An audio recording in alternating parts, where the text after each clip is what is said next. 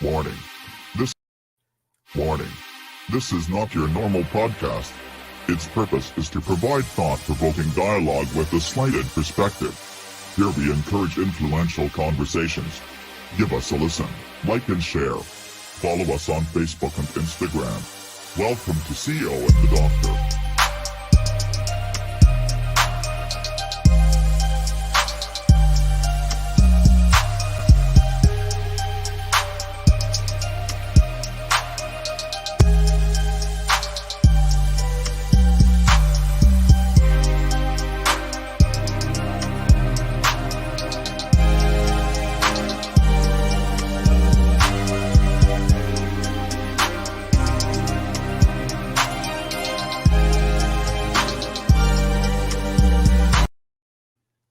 Sir, See on the Doctor, season 4. Welcome back. January 8th, 2022. Brand new New Year. Happy New Year, everyone. How you doing, Doc? It's been my brother, man. It's been a minute. I mean, we talk every day, but it's been a minute since we've been in this forum. I've missed it. I know that you've had a lot going on, a lot of moving, this, that, and the other, COVID, and all kind of shit. You've been across the globe, and you finally settled. And I'm gonna start with this real quick. We're gonna take a few minutes. Okay. My brother's a 2-time author. Whoa, he's a 2-time author. Hold up. He dropped 2 books. Hey, where's it at? Let us see it. Let us see it, man. Okay. I was trying to queue up everybody. So here's the latest installment. And this is actually my author copy. So this is why it says no resale. But More From Within. It's a continuation from Memoirs From Within. There you go. So this one's about previous relationships, everything I dealt with when it came to the love interest in my life. And then this one moves more into more intimate stuff with family, my children, broken relationships between cousins, friends, a dark place that I was in once I lost one of my brothers in the military, my downward spiral, and then my positive uptake. And people that are mentioned in here, I'm a mentor. So, of course, I'm sitting right here with one of them. Hey, I'm proud to be. Appreciate proud you. to be. Absolutely. Let me you give yourself an applause. You give yourself an applaud, man, because it takes a lot. For one, it takes a lot to write a book. Okay, it takes a lot of time. It takes a lot of effort, a lot of thought. And I know, having done the same and still in the process of writing more books, you get that writer's block, and it just has to clear itself up at times. And that's just, when you think about it, that's the easiest part. But when you peel back layers of your being, your emotional state, your mental state, that's a huge task. And I applaud you for sharing, a lot of the things that ultimately make you the man that you are. We can't grow and become better people without experiencing some heartache, some heartbreak, and growing from those situations. So, reading both of your books, man, they were both page turners. The most recent one, I read it in an hour. I was up late, like I told you. I was up and I read it, and I could not put it down.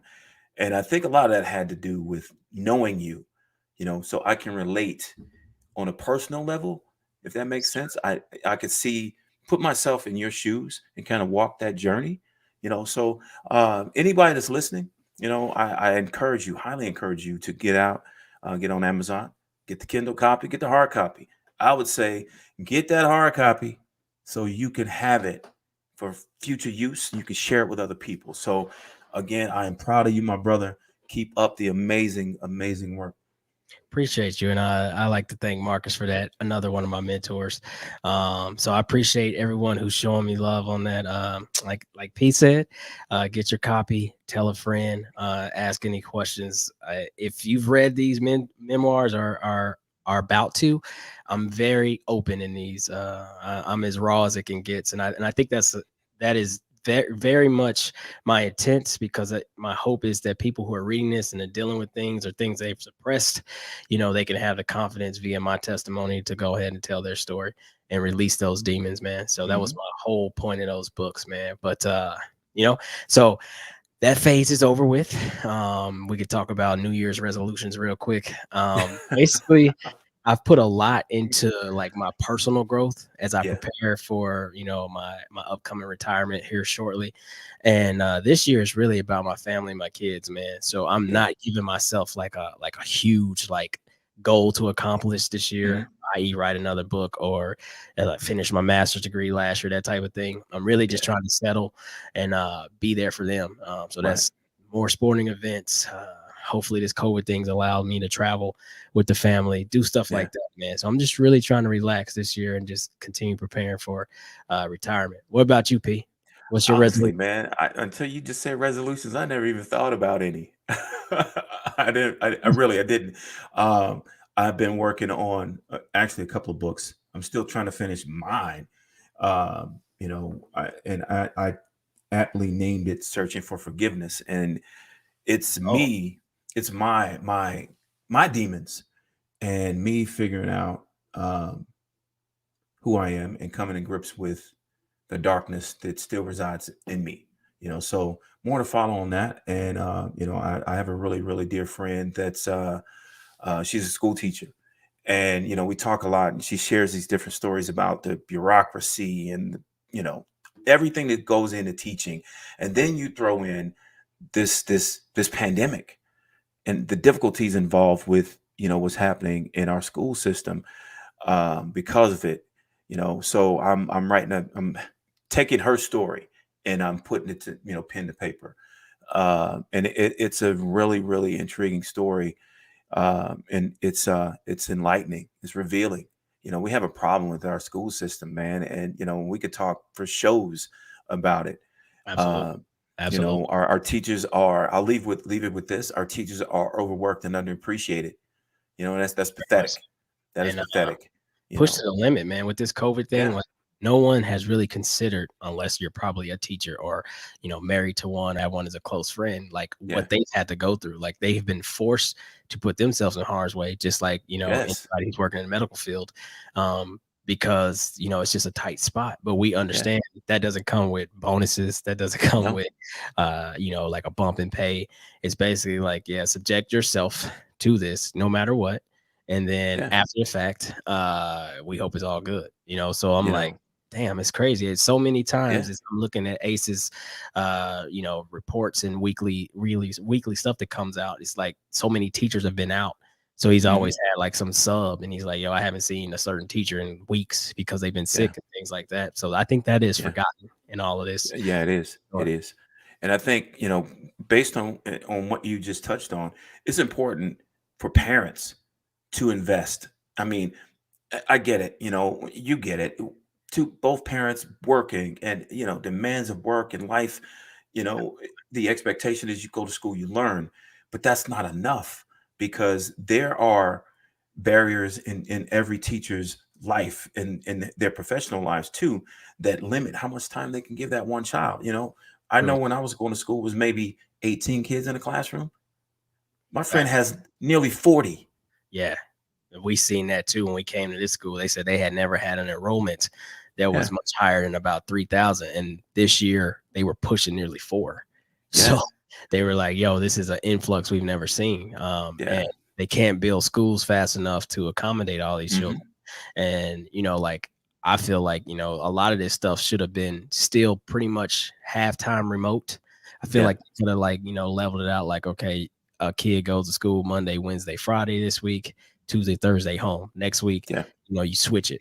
And that Right. way you keep the Definitely. class sizes down, and keep the contact space and distance, because they're stuffing 35 kids into a classroom. How are you maintaining, Yeah. your social distances? And Social distancing and you can't. And I think she was telling me too that uh maybe 1 in 5 of her kids are vaccinated. yeah. And I mean, I can't even lie. Like we just now getting the boys there. You know what I mean? Yeah. So Yeah. because I mean, especially with the young one, man, it's yeah. Tell me about it, Marcus. I know Miss Simmons Yeah. is a teacher. Um, it was so much unknown about, like little kids that we were Mhm. really, really on the fence about getting Jordy. Yeah. Yeah.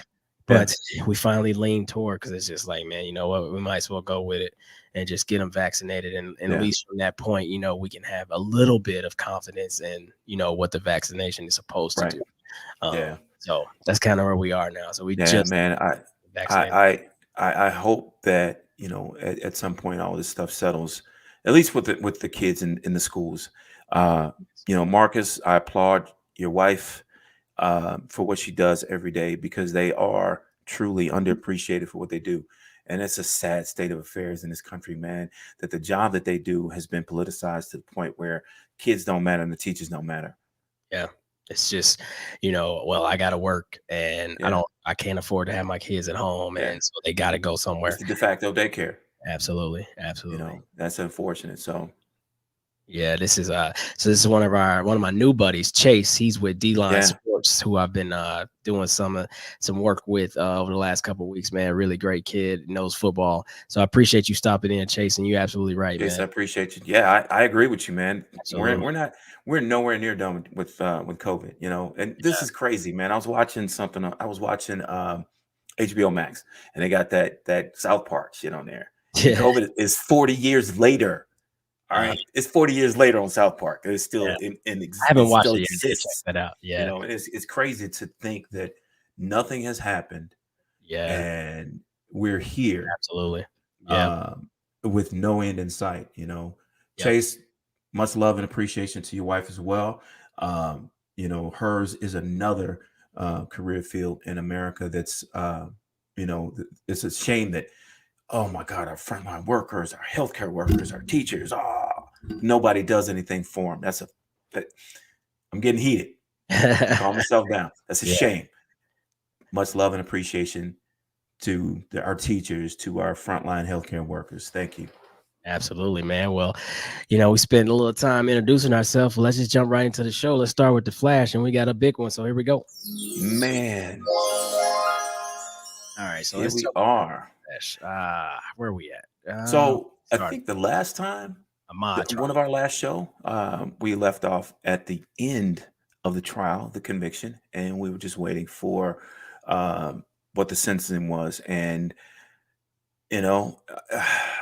I, I'm glad, I'm happy that justice has been served in this regard. Both the father and the son, life without the possibility of parole, and the other guy, I'm not even going to give him airtime and mention names, was Right, convicted for life, and he's got the possibility of parole. So, you know, right. these things don't happen in our community much, uh, but when they do, let's take these small wins and just kind of keep pushing the ball along and hope for uh, continued change. One True. thing that I encourage everybody to do is, if you can get online and find uh, the judge's comments, while he was doing the sentencing. Uh, I, they're touching.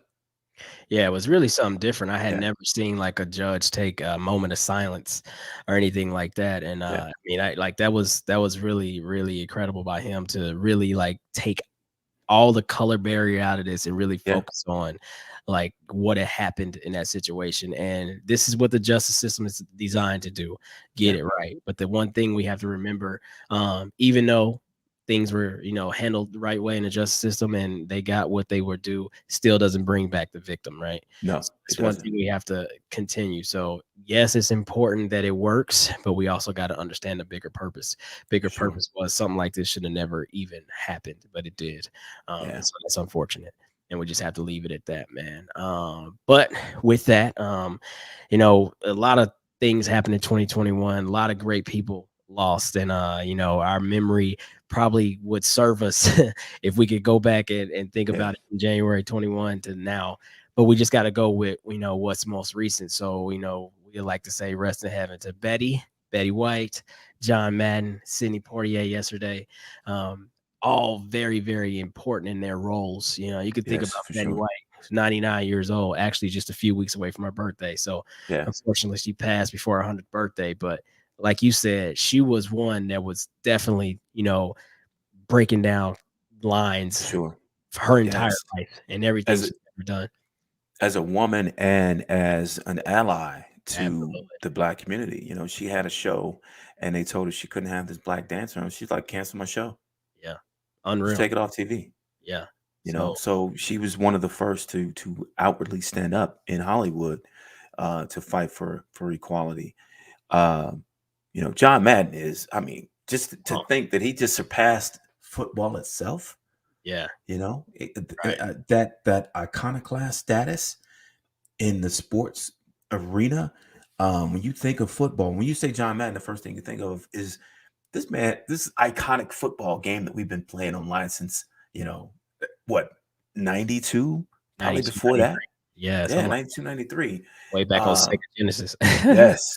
And then, I was talking to my son today. I was talking to Brian about Sidney Poitier, and he was telling me, this was one of those proud, touching moments.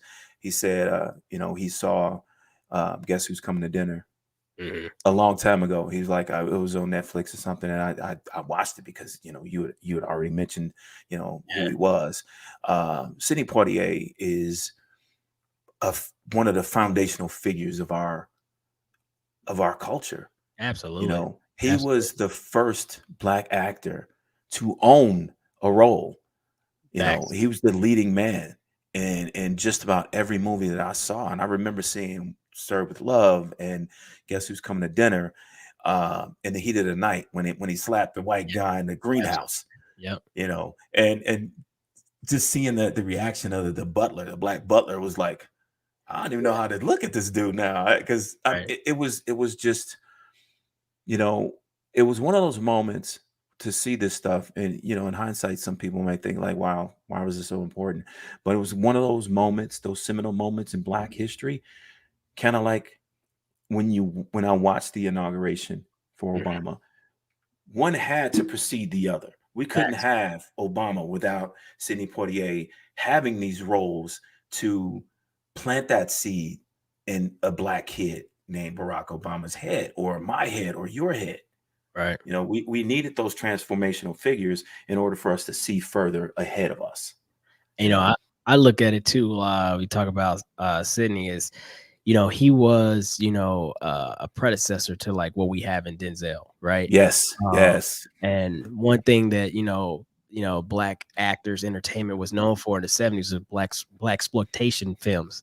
He Hmm. was something that was like mainstream. Sydney was Yeah, mainstream versus like being in, and don't get me wrong, there's a lot of great black exploitation films that yeah. we all grew up on, the Mac and stuff like that, Superfly. Hmm. We're not taking nothing against any of that. But at the end of the day, like Max Julian, he just Yeah, passed. A yeah, couple other people like that. But at the end of the day, like Sydney was probably one of the most remembered, if not the first, like mainstream black actor that was getting like those roles that we look at for Denzel now. yeah. Like he was like that version in the 60s and 70s, Hmm. 80s.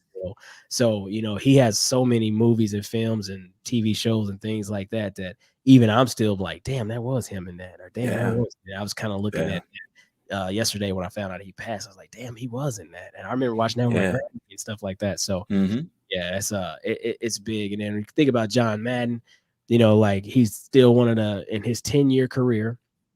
I think he has either one or two, maybe number one, like winning percentage.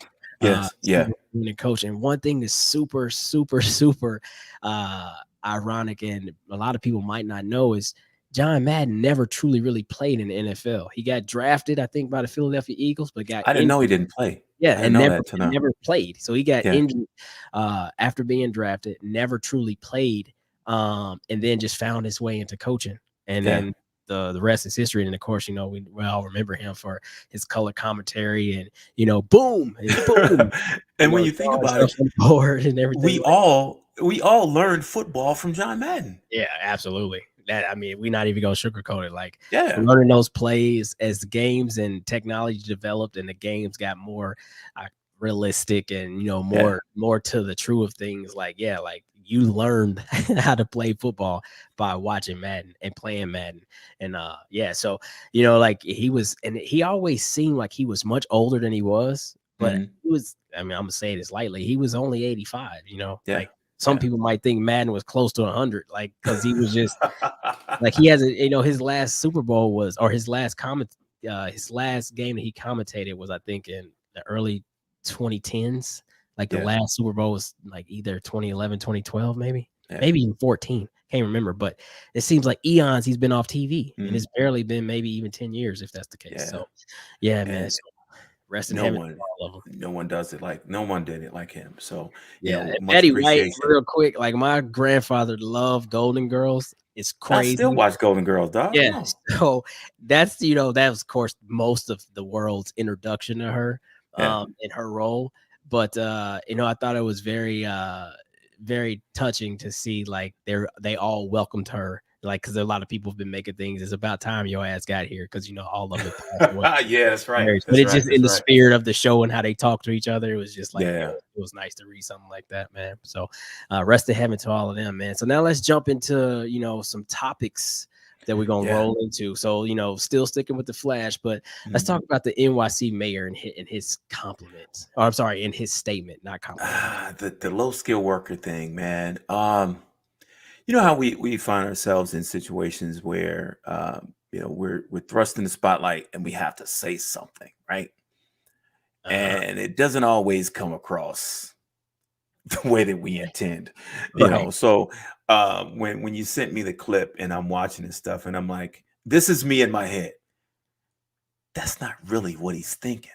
What's coming out of his mouth can't be what he's thinking. He can't find the right words. At least I want to give the man the benefit of the doubt. He can't find the right words. Okay. But he basically equated, hey, if you're a low skill worker, you work in a grocery store, fast food restaurant, something like that. You don't have the skills to have a corner office. Right. Which is that's a pretty broad brush to paint. Facts. Not knowing people, Facts. Not having a full grasp of people's situations and the economic situation and the job situation as a whole.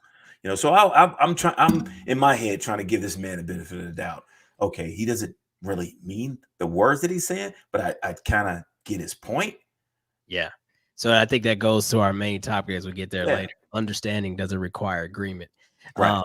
Because see, that was your take. I initially took it, not like I took it personal, like he's talking to me, but I found it a little bit offensive because I'm like, personally, I've known people who've been educated in certain fields like engineering. And we know that's one of those fields that when you're young and you're an engineer, you kind of got to wait your turn.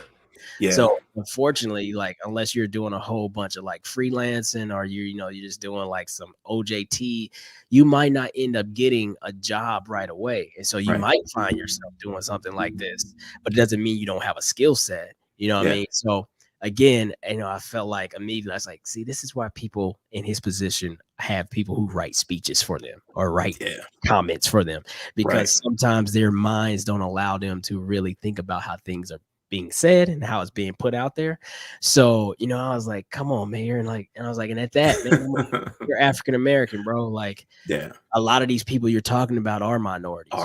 Exactly. So what are you he's pigeonholing a lot of his own people, and we see it the same. Now, like I said, I understand. I like to think that I understand what he was saying. Right. I don't agree with it, but I like to think that I understand what he was trying to say in his less than eloquent way of speaking. Terrible moment for the brother. But on to the next thing. Okay, so now I'm gonna let you lead with your stats. NY has a law change that will now basically, I won't say forgive, but will not punish children under 12 for certain crimes. But I want you to start with that stat you told me about. Okay, so I actually misspoke when I mentioned to you. So more as of this was from 2019, October 1st, 2019. From ABC News, more than 30,000 children under age 10 have been arrested in the United States since 2013. Now, there are 34 states that don't have a minimum age for delinquency. Most states have, the other 16 have a set age of 10. And this was prompted by two kids the age of 6 being arrested in Florida, zip tied, you name it. At 6? Do you know 6. what their offense was? No, they were in school and they got arrested. I mean, we've Like seen that? we've seen some different stuff in the news of late, within the last year, of grade school kids getting arrested by the so-called truancy officer or whatever he's called in the schools now. But I got to give the New York governor, Governor Hochul, kudos for clearly delineating. I'm not going to arrest a kid that's under 12 and charge them with a crime.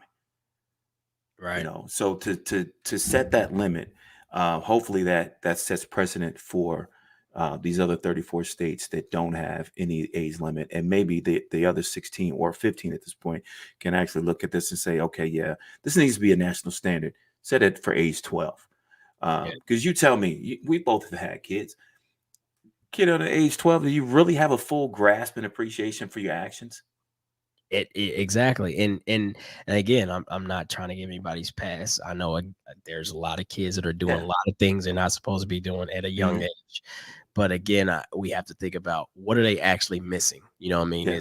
Are they missing the fact that they don't have parents? Are they missing Yeah. such things like, they have been forgotten about in the system? They're not going to school. Nobody's Right. really. You make a So good point. and I think that these kids are learning from the surroundings, the environment, so to speak, that has created them, and it puts them in bad situations. And I think that we have to do a better job at helping these kids versus just like putting them in the system, and then that just becomes their life. Right. So you get into the system at 12, and it's like, oh well, we already know that's a bad apple. We Mhm. can go ahead and write them off, and for the next however many years they're here before they're gone, forgotten, or whatever, Yeah. we just know we're going to have to keep putting them in the system. And I think this is a start to maybe fix that. And hopefully, I a agree. kid gets caught, something like that, it's bigger than just, oh, okay, you're on parole and this and that. Let's create real programs for change for these kids and get them in better spots. Absolutely. Yeah, for sure. Definitely, for sure. All right, man. So we're gonna move on, roll into our new segment. Yeah. We'll be replacing Ask the Doctor. This is all P. So he wants to go a different direction this year, and that's what we about. Every season we've changed something and done something different. So let's go ahead and introduce the next section, Black Excellence. Black excellence. We're all sports fans, and most of us have some kind of idea about the NFL, especially this time of year. Our fantasy football season just ended. Congrats to you, by the way. This is the champ. So let's give him 6-8. 6-8, and ended up with the dub. But anyway, and we all know that it's hard enough for a black guy to get a job in the NFL, especially as a head coach. So, we gotta pay much love and respect to Mike Tomlin. Mike Tomlin is the first NFL coach ever to have 15 consecutive seasons of a winning record. African American at that. So, I want to read something that TJ Watt said, about Mike Tomlin. And I quote, "He's just so commanding." He said this during a podcast with Brian McFadden. He said, when he walks into a room, everybody shuts up. His good evening, that deep voice is just very commanding. You want to run through a wall after every meeting, just the way he dictates to the whole room the plan. This is how we're going to do it. These are the guys we need to attack, etc. It's like, man, this guy really knows what he's doing. He believes in all of us, no matter what the circumstance is. This is a guy I just love playing for. That's from one of his players. That speaks volumes to the man's character, and his ability to motivate men, to inspire men. And then on another note, man, when you think about 9 years of dealing with AB, that's a whole other topic. That's a whole other show. But yeah, we would be remiss to not mention that.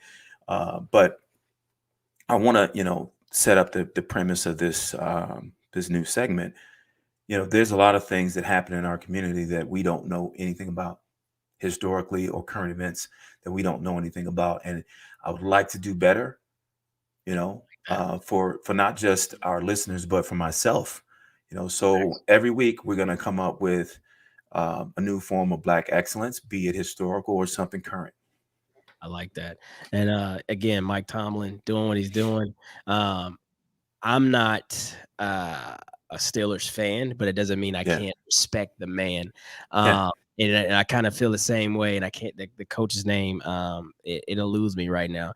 But I'm a Michigan fan, so that means I don't like Sparty. But they have a black head coach in football, and he just mhm, had got that 10-year contract for like 90+ million. And it's yeah. just stuff like that that's amazing because those opportunities were Notre not. Dame's new coach. Yeah, no, another African American. So Yeah, those type of things were not originally something that was, looked at for, a black male to lead, hmm, whether that be the quarterback or the head coach. So we got to, pay homage to people like Art Shell, the Tony Dungy's of the world, the Herm Edwards of the world. yeah, When it comes to football coaches, like all these guys, were, doing the do to open doors for people like Mike Tomlin. Because when he got yeah, hired, he was like super young. I yeah. think, 36. yeah, He won a Super Bowl at 36, the youngest NFL yeah, coach to do so. You exactly. And know. he was like I think like a cornerback or a cornerback coach or something, and then he got Hmm. promoted. And Yeah, this was following somebody like who has a great lineage, with the Steelers, Bill Cowher, who yeah, had been there. He was at the time like the longest tenure coach in the NFL. And he finally stepped away, and they gave it to basically a kid, and hmm, now he's held that title for 15 years and been in 2 Super Bowls, won one. And so, yeah, it's amazing. So again, not my team, but doesn't mean I yeah, don't respect, what the man is doing. yeah. So, Black excellence this week, Mike Tomlin. I got Tomlinson up there, Mike Tomlin, definitely. All right, man. So we still keeping this segment, moving into our funny segment. People, And man. man, we missed a lot of good stuff. Yeah, we did. Yeah, we I did. apologize. I was posting it on our page still when it Yeah, popped up, but we missed a lot of good news. yeah. News, But this news is one the was funny. gift that keeps giving, bro. Was funny. Do you got it pulled up? I'm gonna let you lead with it if you got it. If you got it up on your phone, you got it up on your All phone. right, so Tinder. What do you swipe left, swipe right? Swipe left if you don't like somebody, you swipe right if you do. And apparently these two Ah, swipe right at the same time, and they wound up dating, going out on a date. yeah, We're in the midst of COVID. yeah, They both get COVID and had to quarantine together. together, You might want to be careful about who you swipe right with and date in a pandemic. right. Because you Quarantine, might, man, that's funny. Like man, I get it, like we're married and things like that, so I don't have a Tinder account. But ultimately, I'm gonna just go out on a limb. Somebody can correct me if I'm wrong, but you're probably looking for an exciting evening on a dating site like that. come And on, it's called Tinder. yeah, I'm sure you're not That's looking. ominous in itself. It's probably like, look, I'm gonna go out and meet a person, do what I do, and then we're gonna go our separate way. But these people didn't get a chance to go their separate way. So who knows? No, Maybe it'd be a no. follow-up story and say after their 10 days together, how many days they had to quarantine, they're more than just a How hookup. did that quarantine go? I really want to know, how did that one go? That's pretty funny, man. Getting Because stuck. man, if they don't like each other, oh shit, that would be Yeah. terrible. Like let's just imagine if it was like just like the worst date ever, right? Yeah. And you still stuck? It's like a never ending, it's a perpetual, never ending shitty date. Yeah, Imagine that. You're stuck on repeat. that's wild. Anybody who's listening, please, when you find these crazy stories that it maybe pop up on your timelines or you hear about it, Send it. send it to us, man. Drop us Yeah. drop us a message and give us your, I guess your entry for the week when it comes to something wild. Like Yes, definitely. news, man. Always fun. All right. Never ceases to give. Ever. All right. So Moving to something serious now. conversations. Conversation. You and I have had a lengthy history of disagreements, right? We tend to always, get into these huge sports discussions. And for the most part, you have your side, I have my side, and we both dig in, Right. and that's the best part of it, is we both dig into our sides and we justify where we are. We tend to understand what the other one is saying, but we don't have to agree. And we usually don't agree. We usually don't. So when I think about that, and I think about where we are socially, um, we reached a point where if we don't agree, it's literally like, fuck you, you're canceled. I don't have nothing to do with you. You're this. The respect is gone. Yeah. And I'm wondering how we got there. You know, I thought about this, when I saw a few things, but it really took me to the discussions we've been having for years about LeBron and MJ, who's better, who's the GOAT, and all this, right? From my era, MJ is the GOAT, he's the man, and I will take that to my grave. Now, I always said, I understand how you feel about LeBron and why you feel the way that you feel. You know, he is quite possibly the most talented basketball player I've ever seen in my life, but he's not Jordan. Right. You have your side of the argument. I have my side of the argument. We always back agree. We always back away, understanding each other's points, but it's never gotten to the point where it's ugly or disrespectful, or I don't want to have shit to do with you. I don't want to talk to you no more. Yes. Somehow we found our way there with everything. Everything. Man, Everything. Um, and this stuff, and we're gonna get into some, I say some heavier stuff, but it's something as simple as that, yeah, then moves forward into like how people view politics. yeah, You're either a Trump supporter and I don't like you, or you're a Democrat and I don't like you. yeah. And it takes a deeper conversation. And I'm gonna shout out my boy Pat, who would tell you in a heartbeat, yes, I did vote for Trump, but here's why. And it Right. doesn't mean that I agree with who he was as a leader and or person. Mhm. But his approach to what he wanted to do with the country, I initially aligned myself with that Right. thought. Doesn't mean I like the person. Yeah. And so conversations like that are hard to have because it's always supposed to be black or Yeah. white. And this Yeah. country makes it that much more difficult because it's almost as if everything draws a line in the sand. Every single thing draws that line in the sand, and people won't allow you to understand people Yeah. clearly without choosing your side, For if that sure. makes sense. So this just popped in my head. Do you think that we've reached this point out of Uh, simplicity? It's just easier to not have the conversation and easier to just say, you know, here's the line. You're on your side. I'm on my side. To hell with you. Don't cross it. yes. Instead of having a conversation. And sometimes these conversations are uncomfortable. And when we think about uncomfortable conversations, we can look at the black white issue. Mhm. You know, I've had conversations with quite a few white people that were initially uncomfortable. You know, I actually had one yesterday, um, concerning, what is deemed racist and what is deemed ignorance. Mm. You know, is it racist that someone's never been exposed to black culture, therefore they don't know? No, that's ignorance. That's ignorance, right? And that was my point. Now I said, now if that same person frequents the N word and looking down on people they don't know by virtue of their skin color, that's racist. Yes. I can Yes. talk to an ignorant person all day and try to my best to educate them. Now, a racist person, you can't flip that switch unless they want to flip that switch. Right.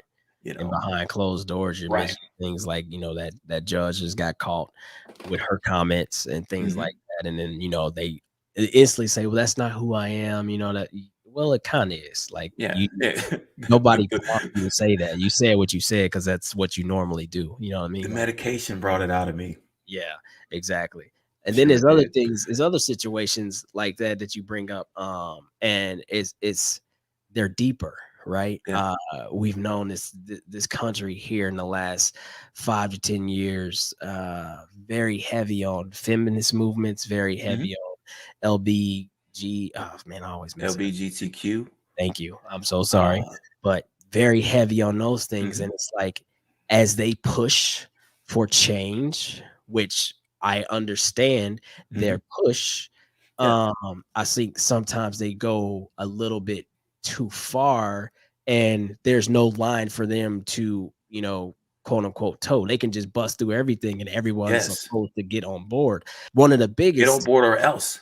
yeah, one of the biggest things, and I'm sorry that, maybe, you say something like this and people gonna just find offense and everything, even though you clearly lead with I'm not trying to be offensive, but it's like when it comes to the trans community and sports and trying to have individuals, use certain bathrooms and things like that, that's something that I'm always somewhat opposed to, because I'm like, like, what are we saying here? Like, Yeah. today you feel like you want to, choose that I am, this sex, but ultimately, like, I have a daughter that is that sex, right? Yeah. Yeah. So I'm not comfortable with her being, in the same bathroom with someone who doesn't naturally have that same sex as her. Hmm. And in those situations, I'm looked at as the bad person, Right. and I'm Instead like, of someone who has a differing viewpoint yeah, based on your life experiences. or You sports. I are mean, we're expected to just completely eliminate our life experiences and just jump on board yeah, without explanation, and understanding does not require agreement. This is where it came from. I was reading something about HBO having a 20-year reunion for Harry Potter, right? oh man, I remember that. Yeah. And they completely excluded J.K. Rowling. Which she created. If you don't know, she is the Yeah, creator of she Harry Potter. created Harry Potter. But they did Uh, that. Why? Proc, tell and us they, why. they excluded her not only because of her views of the LGBTQ, not the community. I won't say the community, but her stance is you're male or female. Period. Right. That's and her life's experiences, and that coupled with the 3 stars of Harry Potter completely ostracizing this woman Right. instead of, excuse me, allowing her the space to understand what the community and those who support the community feel, how Right. they view things, instead of her being allowed to gain an understanding. Right. And You don't agree, you're out. yeah. And now you could kind of move in a slightly different direction, and you could talk about Dave Chappelle and Yeah, what he's gone through over the last, let's call it 4 or 5 months. yeah. People Dude, I protesting to cancel Netflix series, cancel him as yes, a whole. yeah. He But has a he's documentary he can't even get out because yeah, of his comedy on LGBTQ and his he last special. always leads with, this is not for you to take in an offensive manner. It's for Yeah, me, it's for us to understand one another. So he tells yeah, stories before these, yes, and basically what he's saying is, no offense to your movement, but it's like something that's relatively new, 20, 30, 40 years, whatever you want to get it, has advanced much faster than something that's very much antiquated, and that is, how black people have been treated in this country since they yeah, arrived on the first boat. So yeah, he's basically always said, like, what the fuck do we got to do, excuse my language, to get the same attention yeah. as someone in your community? You know what I mean? And he's You know, always talked about having a conversation. and And that kind of and that takes understanding does not require agreement to another level. How do you expect me to understand? And this is how I view his stance on this. How do you expect me to understand your plight when you refuse to understand mine? So much so that you pushed yourself to the front of the line. right, right. And this was something, like, again, I'm not trying to get too political on this, okay, at all. But we listen to what our politicians say, we cast Mhm. a vote, certain politicians get into office, and then it's almost like, okay, let's see what you're going to do, Right. based on what you said you were going to do. I take Mhm. Joe Biden, right? Like, he had a big initiative for what Black America was going to look like underneath his presidency. Now, don't Yeah. get me wrong. Uh, we were awarded a new holiday, if you want to look at it that way, right? At Juneteenth, it's finally being recognized Man, federal holiday. And this goes to my to one of my coworkers, my LT. She's so harmless, but she spoke with it. She's like, "Hey, yay, Freedom Day!" I'd laugh my ass off because she was just speaking. But basically, what I'm going at is in return for a vote initially. Now his presidency still pretty much brand new. Yeah. This is what the black community has received, but we seen right away what he did for LGBTQ. Very much like, I mean, like, I don't even think he was officially in office like 3 weeks, and he'd already pushed new policy, to help them advance their movements. And I think this is the type of stuff that Dave Chappelle was talking about. You know what I mean? So this is no knock on Joe Biden and anything like that, but I'm just saying, like you said, press their way all the way to the front of the line. And it's just like, you watch these things and you can't help but then sometimes feel like, shit, well, like he said, he's like, I'm actually a little jealous of y'all. Because what are y'all doing that we're not doing? Right. I mean, we've been the squeakiest wheel for a couple of 100 years. Yeah. Be like, what's up? And it's those situations that I think at times, people misconstrue for a certain other action, whether that be hate or offensive actions or something like. And it's not that. It's definitely understanding, but it's like I don't necessarily have to agree with all, because I mean, for instance, if you give a kid an ice cream with no limits, they're gonna keep wanting more ice cream. And, and it's certain things that are happening that it's just like, wow, like it's taking things to the next level. And it's all about people wanting to be understood and people wanting equal rights. And I get that. And that's totally fine. But what does equal rights look like? Right? Like, it doesn't mean that we have to forget about certain things that we actually, like hold as morals or values. Right? Like, and so and this is a lot of things that are happening that I think, and, I'm not trying to be offensive, but I'm like, I was reading things that, like parents now at the ages of 5 and 6 and 7 are letting their children already, make certain decisions on who they are sexually. Right. Yeah, I've seen that. What does a 6-year-old know about who they are sexually? Like, at what point do you interject on what a boy is and what a girl is and what that looks like versus just saying, oh, you have the freedom to do whatever? Like, they know about they know about as much about that as they do about committing a crime to get arrested. See, yeah, way to bring that full circle. Exactly. So you have to teach them. You have to educate. Life's experiences inform our view of life and the world around us. Understood. Now we get information from different places that kind of reinforce the things that we learn and experience. Well, reinforce the things that we experience, but the most important part of that is being open to understanding, and also, again, understanding that we don't have to agree. Right. And I think, and it does not diminish. It doesn't diminish what they are trying to do as a community if I don't agree with it. What we are Black people trying to do as a community, if they don't agree with it, it doesn't take anything away from it.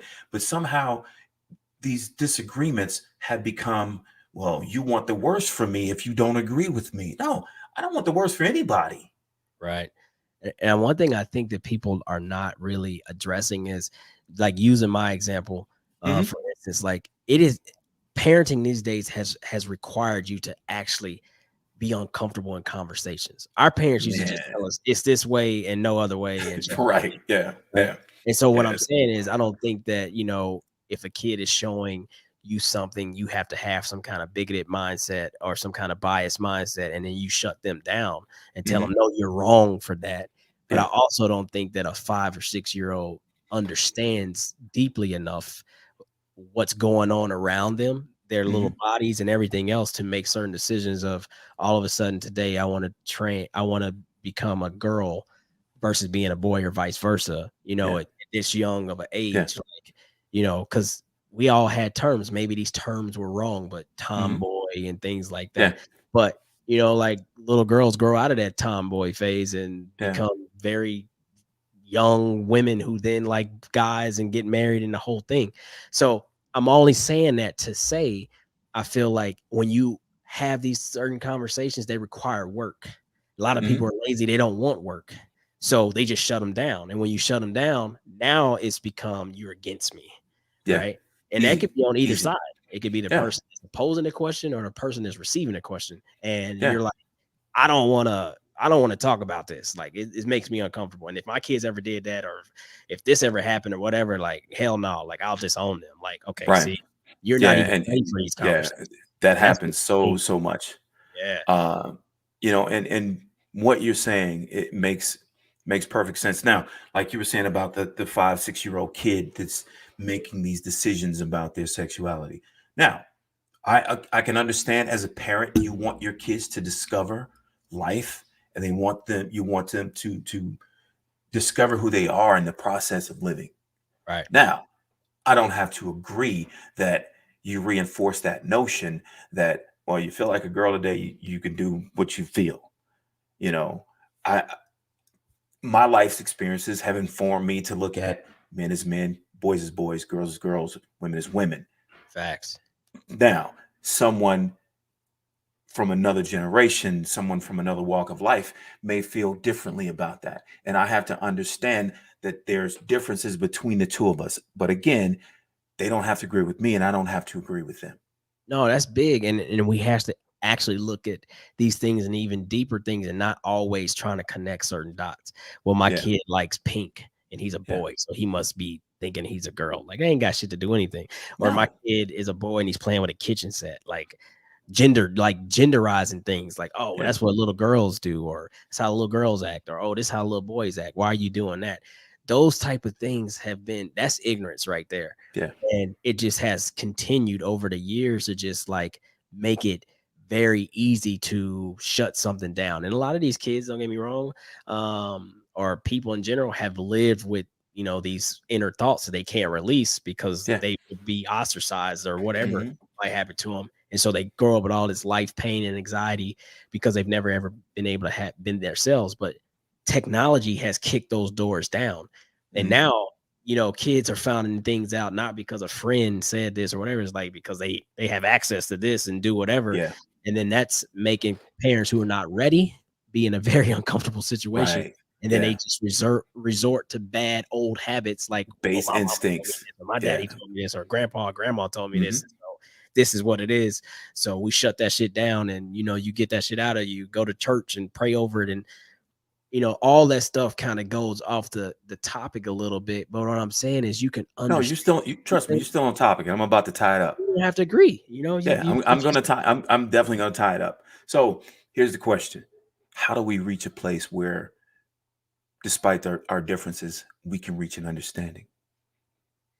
Conversations, Yeah, and that's the premise of everything we wanted to do with this podcast is to provoke conversations, dialogue. absolutely. Um, Conversation is lost, and we know this.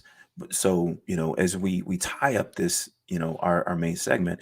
Uh, the challenge is not just for you and me, but for anybody that's listening, anybody that's close to, that's listening, that has loved ones or friends or anyone that they interact with every day. Challenge each other to have a conversation without the expectation of agreeing. Yeah. And what's really difficult is a lot of people will understand how they lack communication skills Hmm. because a lot of times you don't know how to ask a question that's supposed to be deeper than a yes or no. Right. And you're hung up on Yeah. yes or no. And that conversation never evolves because everything is asked. Well, yeah, I did that. No, I don't agree with that. Yeah. And you limit what's really there. And it There's no becomes dialogue. frustrating and there's no dialogue. And then basically every conversation in the mind before you really develop the skill set is based on I'm here to win. Yeah. Get you to see that my point is right, yours is wrong. And when it's Nail on all the over, head. you will agree with me, Yeah. or vice versa. If it's Yeah. you, then you want me to agree with you. I'm Yeah. like, oh, okay. Yeah. Well, I just completely drop everything that I thought or believed about this topic to understand what you said, and I got it. And then now I agree with you. Like we said from the beginning, letting conversation influence you has nothing to do with changing your viewpoint. Yeah. It's you understanding someone else's viewpoint. Yeah. Like it goes Yeah. back to me and you talking sports. Now, Mhm. to be clear, when we talk about Michael Jordan, I still do believe he's the GOAT. But Yeah. when we talk about with LeBron is the way LeBron has been a leader over time and Mhm. what he has not done versus what he has done and so on and so Right. forth. So I say all that to say, as we're having these discussions, I still stick with my viewpoint, but I Yeah. hear where you're coming from, and I'm And allowing vice versa. myself, I'm allowing Yeah. myself to step Yeah. outside of just, look at all his accolades, and then you're opening my eyes to, okay, look at his accolades, but also look at his deficiencies, because a lot of people Yeah. won't give him, the benefit of doubt of being human. He's a human being, and he Yeah, has, he is. And you since talk we're on about all that, the time with his finals yeah, record. What is he, like, yo, I 4-10? look, and again, my argument with, my side of that argument has always been him not going to college. He did not come into the NBA with that killer instinct. Understood. And it's never a matter of me disagreeing with his talent level or his accomplishments or his ability at all. Right. But Right. again, this is about understanding, and it's not predicated on us agreeing. It isn't. And that should be the expectation of any conversation, should be that we reach an understanding. If we agree, great. That's But if we don't agree, we've learned something from each other. right. Without, I guess, depreciating what the other person's trying to say. Yes. It Or does not diminish, because you yeah, don't agree doesn't diminish the other person's point of view. It doesn't. wordplay, calling somebody stupid. That's just a Yeah. dumbass thought process. Because Because it's not about winning. no, it's not. Nothing about winning. I don't have Everything the is not a debate. exclusivity. I don't have the exclusivity on life experiences any more than I have the exclusivity on sports experience. Facts. You and I are two totally different people. We have some similarities in our upbringings and things like that, but I learn as much from you as I try to impart on you.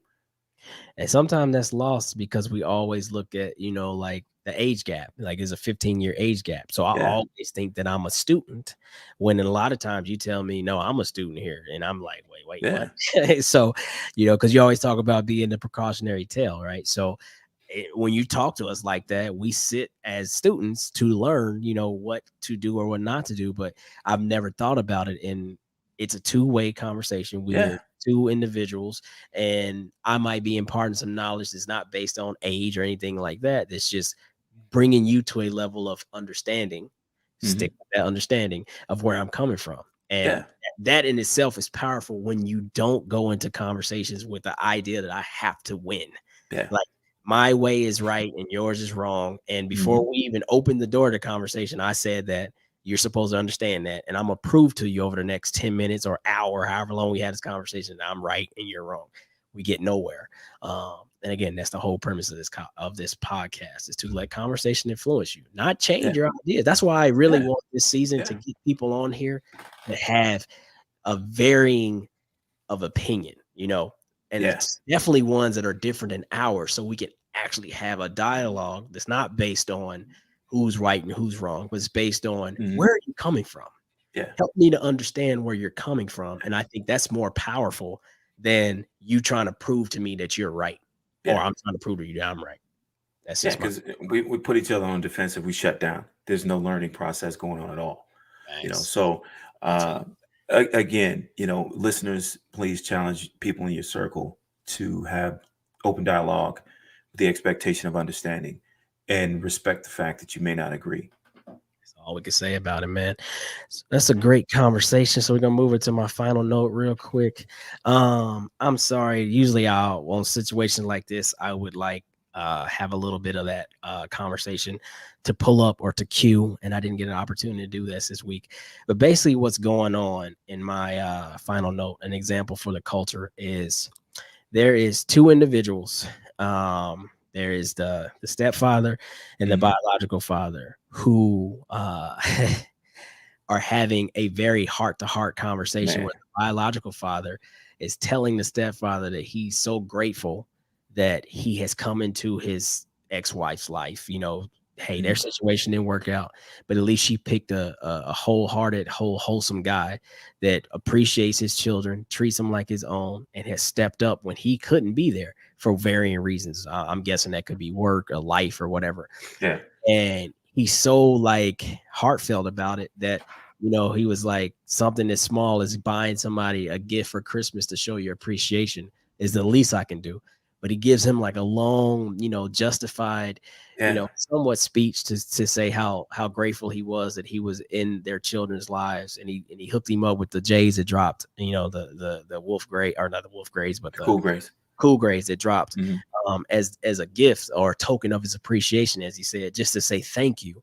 And I say that's an example for the culture, because we live in a society where baby daddies and baby mamas and BM or whatever we want to call it is basically like the afterthought of a relationship or an Yeah. afterthought of a situation. And we never think about the children. We never think about what that really is. And it becomes like, oh, she just want more money from me, or oh, he a deadbeat, and all these derogatory terms. And Mhm. people never really think about like that in itself is so toxic that kids grow up thinking Yeah. same way, and then they impart the same things, and we have all these children out here who just like, well, my daddy ain't shit, and you know, the new dude that my mom is with, like, he all right, you know, whatever. But moral of the story is, regardless of what the situation is, everybody that's an adult that is now in those children's lives, mother, father, stepfather, or Mhm. stepmom, or whatever it might have you, they all play a role in helping this child develop and Yes, become they what they're do. supposed to. And this is an example for the culture, because they've put whatever differences they may have had. It's got to be something if me and the biological mom are not together no more. Yeah. But that's not going to limit what I am as a parent. And him coming in as a stepfather, he's not trying to dominate or excommunicate the old, you know, father and get him out the way. He's like, nah, this is a team effort. We all need to be on the Yeah. same page for these kids, and we put them first.